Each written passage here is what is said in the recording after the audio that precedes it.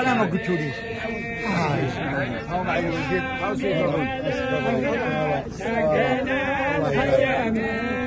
مرحبا بك. ايوه الله يحفظك.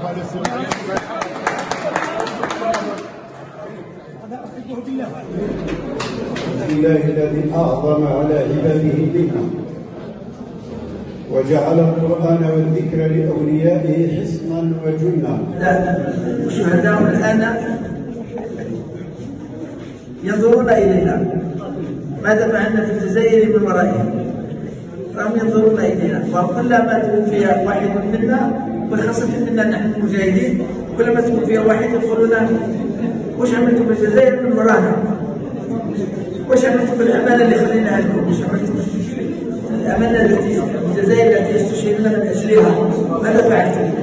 ولهذا يجب أن نقول لهم دائما بأننا حافظنا على الجزائر، بأننا نطور الجزائر، لأن الجزائر من بعدكم أصبحت دولة، أصبحت أمة لها اعتبارها ولها مكانتها للدول وكلمتها مسموعة، وهي دائما تسعى في الخير، وهي تنصر الضعفاء وتقف إلى جانب المستهدفين، وخاصة المجتمعات المضطهدة تقف إلى جانبها، وهي تقف جانب إلى تحرير الشعوب المضطهدة.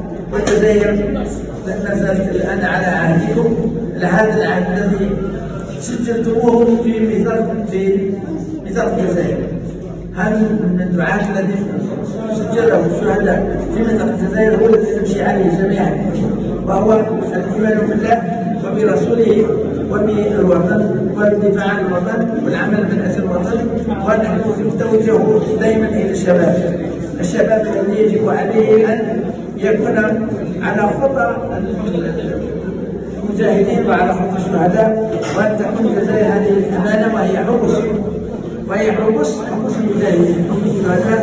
هذه الجزائر التي يجب أن نحافظ عليها جميعا، وأن يساهم كل واحد منا، وبخاصة منكم أنتم الشباب، أن يساهم كل واحد منكم فيما يجب عليه نحو الجزائر بالإخلاص، الإخلاص في عمله، والإخلاص في إخوانه، والإخلاص إلى المؤسسة التي يشتغل بها، والإخلاص إلى الوطن بصفة عامة. ومن خلال الإخلاص إلى المؤسسات يتم الإخلاص إلى الوطن. نشكركم ورحمة الله على حضوركم. السلام عليكم ورحمة الله تعالى وبركاته. في فضل وركائز كراسة فضل الله الذي تفعل وبه نستعين، وعلى الله يسري ماء بلاد خاشعين.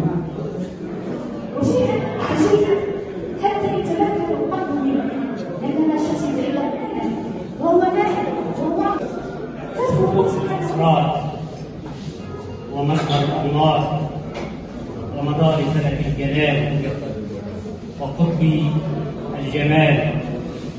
اللهم بسره إليك وبسيره إليك آمن خوفي وأقل عثرتي وأزهد حزني وحرصي وكلي، وخذني إليك مني وارزقني الفناء عني، ولا تجعلني مفتونا بنفسي محجوبا بحسي، واكشف لي عن كل سر مكتوم يا حي يا قيوم.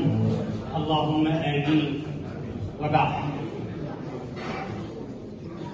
إنها لفرصة عظيمة أن أكون في ربوع أرض الشهداء، أن أكون في ربوع أرض الإمام عبد القادر والإمام عبد الحميد بن مجيز، وأن أكون في رحاب زاوية تنتمي إلى الشيخ الطرقاوي، أحد الذين تشربوا المنزع الأكبري عن الشيخ محي الدين بن العربي قدس الله سره الشريف. قبل أن أبدأ بشكر السادة المنظمين، وخاصة ما يسمى في الدراسات التاريخية بالمغرب الأوسط، أي هذه البلاد المباركة التي تسمى حديثا بالجزائر. الواقع أن اشتغالي بالشيخ الأكبر محي الدين بن عربي يمتد إلى 10 سنوات، إلى العام تحديدا 2013، حين دعيت من قبل لجنة أو جمعية للدراسات الأندلسية في مدينة تطوان المغربية للمشاركة في ندوة حول تحولات الفكر الأندلسي، فشاركت بورقة عنوانها من ابن مسرة إلى ابن عربي التصوف الأندلسي في سياق التاريخ.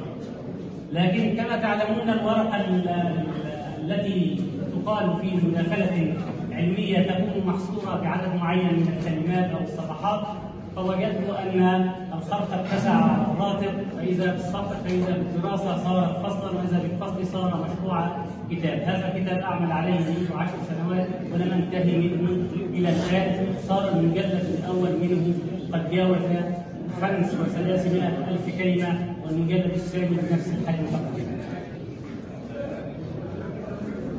لاحظت آنذاك خلو المكتبة العربية للكتاب يؤرخ للحياة الروحية في الأندلس، بمعنى يدرسها منذ بدايتها حتى نهايتها. هناك طبعا العديد من الكتب التي صدرت، لكنها كانت دائما إما تقتصر على الأشخاص أو على قرن معين، مثل كتابات عبد اللطيف الشاذلي ومحمد المفتاح وغيره من الكتاب، وهنا أيضا في الجزائر. ثم لاحظت ايضا ان كثير من الباحثين او اغلبهم عندما يؤرخ للحياه الروحيه في الاندلس يقفز مباشره من الحديث عن الفتح الاسلامي في رمضان سنه 98 هجريه الى القول بان اول مدرسه صوفيه ظهرت في الاندلس هي مدرسه ابن مسرة المتوفى سنه 319 في التاريخ، ليله الاثنين 17 رمضان 560 هجريه 28 تموز يوليو 1165 ميلادية. في السنة الثانية المكان مدينة الشمسية. في الخانة السادسة الوقائع المتعلقة بالشيخ الأكبر، ولادة ابن عربي في عهد السلطان أبي عبد الله محمد بن سعد بن مردنيش، اللي هو كان سلطان ليفان في شرق الأندلس. في السنة السادسة من خلافة أبي يعقوب المنصور الذي كان خليفة للموحدين، ثالث الخلفاء الموحدين، وقبل مقتل الخليفة العباسي المستجد بالله الثاني والثلاثون من خلفاء الدولة العباسية ب6 سنوات. إذا هناك مجموعة من الدوائر التي نضع ابن عربي في سياق التاريخ الذي ظهر. معنى هذه قاعدة كل نظر يحسب العمل بأن الذين قدموا لنا المحاضرات في الجلسة الأولى وفي الجلسة الثانية، ونشكر المحاضرات خاصة السيدات الجامعيات الذين تكلموا لهذا المنبر وذكروا لنا جانبا من تاريخ التصوف في الإسلام ومن تاريخ بعض الصالحين. نشكرهم، بارك الله فيهم.